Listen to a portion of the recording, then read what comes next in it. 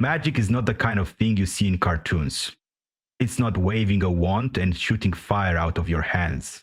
Real magic is something much deeper. It's the art of shaping reality with your will.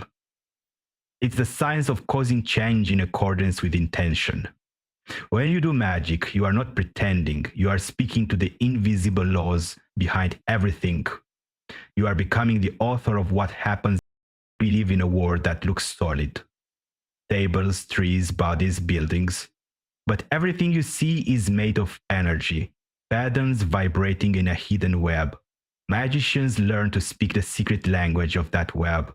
Every thought you have, every image you hold in your mind, every word you say, they all ripple through this invisible field. Magic is learning how to speak on purpose to that hidden field so that it answers you. Imagine the world is like a dream, but one you share with many other dreamers. If you become awake in that dream, you can begin to shape it. That's what a magician is, a lucid dreamer in waking life. Not asleep, not a victim of what happens, but someone who says, I will plant this idea like a seed and I will watch it grow into a thing. The magic is not superstition, it is not make-believe. It is older than religion and deeper than science. It is the hidden root of all of them. It is the art of taking what is inside you, your vision, your desire, your truth, and planting it into the soil of the universe. The magician becomes like a farmer of faith, but instead of wheat, you grow change. There are many kinds of magic. There is candle magic, where fire is used as a bridge between realms. There is sigil magic, where you compress a wish into a symbol and charge it with energy. There is spoken magic, incantations, mantras, spells, where words become keys that unlock doors in reality. But all of them are just tools. What really makes magic work is your will. The will is not a wish. A wish is soft. A will is sharp. The will is the part of you that says, I will make this real, and then bend all your thoughts, feelings, and energy toward it. Magicians sharpen their will like a sword. They focus, they choose, they direct their mind like a laser, and then slowly or suddenly, the world around them begins to shift. So you don't have to believe in magic for it to work. It's not about belief, it's about alignment. When your thoughts, emotions, actions, and energy all line up like arrows, pointing the same direction, something happens. That's the secret, not just wanting something, not just saying it once, but living it, breathing it, holding it in your inner temple, and the outside world reshapes itself. Many ancient traditions speak of the elements: earth, air, fire, water, and spirit. These are not just dirt, wind, flame, and rain. They are energies inside you. Earth is your body and discipline. Air is your thoughts and clarity. Fire is your passion and drive. Water is your emotions and intuitions. Spirit is the part of you that watches them all. A magician learns to balance these forces, to become whole, and from that wholeness create. There is also timing.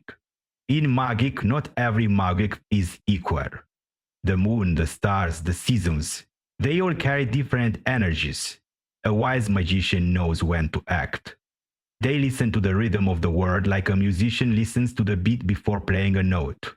Some spells are best cast during the full moon, others in darkness. Magic works best when it moves with the flow, not against it. Symbols are powerful in magic. A symbol is like a magnet for meaning. When you look at a pentagram, an ankh, or a tarot card, you're not just looking at ink or shape. You're looking at a key that opens a door in your mind. Symbols bypass logic. They speak to the unconscious, the place where reality is programmed. That's why magicians surround themselves with sacred symbols. They are not decoration, they are tools. Let's talk about energy. Every thought you think creates a vibration. Every feeling you have is a kind of current. That's why magicians meditate. That's why they purify themselves. Because a chaotic mind sends out chaotic signals.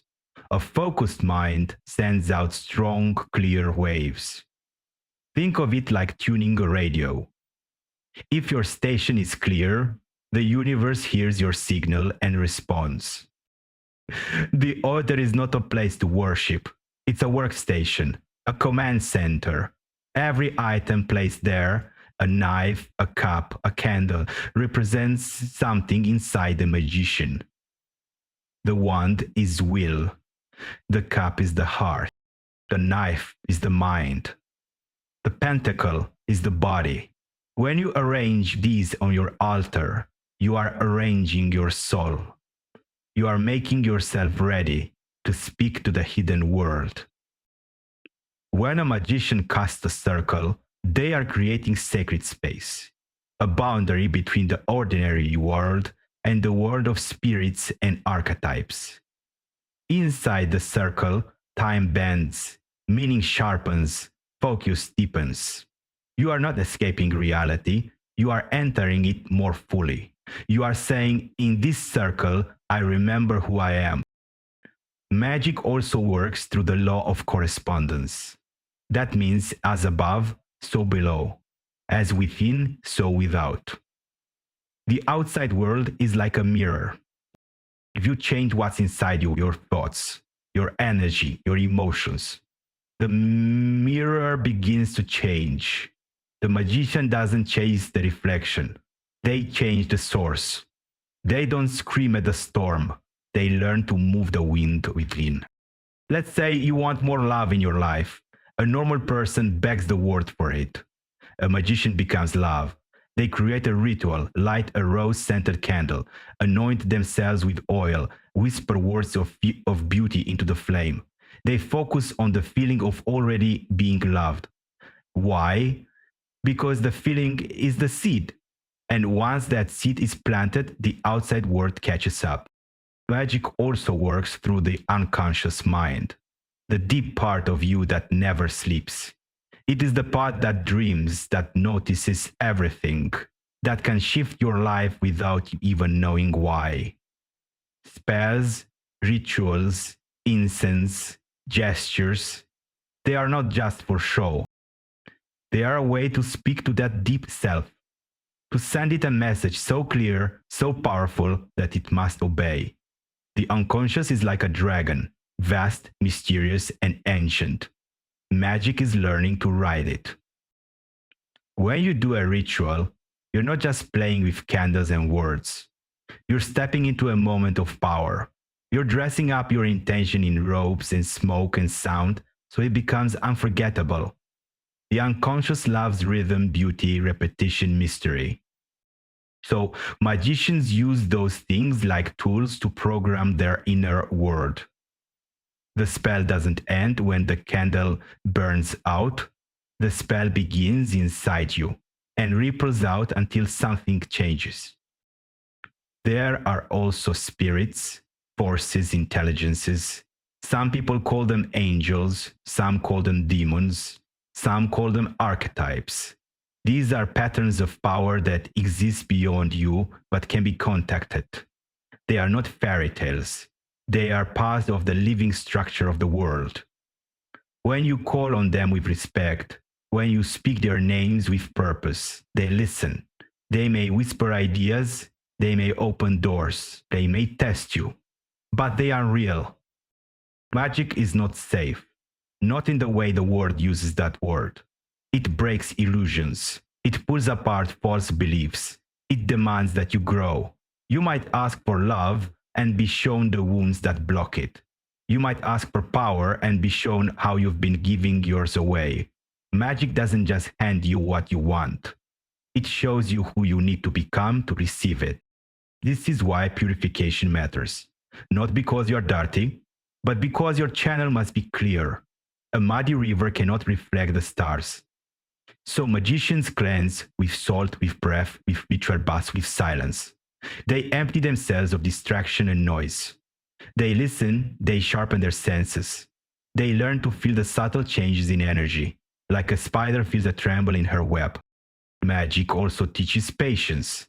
Some results are fast, like lightning. Some take weeks, months, even years. But the magician does not wait like a beggar. They wait like a hunter, still focused, recording the path of their desire. They trust the process, they feed the spell with attention, they let it brood. And then, when the time is right, it blossoms. It's also important to know everything you do in magic echoes. This is called the law of return. Not always threefold, not always dramatic, but real. If you poison the well, you drink from it too. If you bless the path, you walk on it. That's why true magicians walk with care, not out of fear, but out of understanding. Every act is a brushstroke on the canvas of your life. Choose wisely. Some magicians call their system chaos magic. That means they believe belief itself is a tool, like a mask you wear to dance with the divine. They shift symbols like costumes, try on gods like cloaks, because they know it's not the shape that matters, it's the fire inside. Others follow strict paths, Wicca, Hermeticism, like voodoo. It doesn't matter.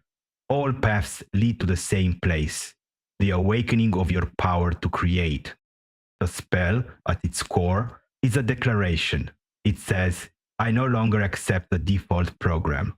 I will rewrite it. I will not wait for fate to choose. I will become fate's architect. And so you speak the words, you light the flame, you draw the sign, you become still. And then you walk away, knowing the world has already begun to shift. And now, listen carefully.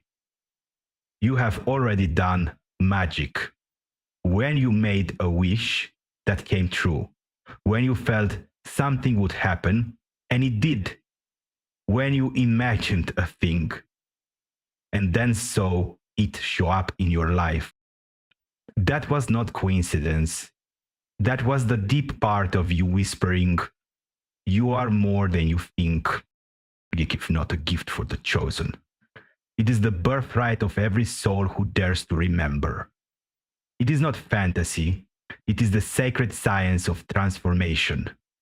To study magic is to remember that your mind is a wand, your body is an altar, your voice is a spell, and the world, it is listening. Now you know what magic is. Now, what will you do with it?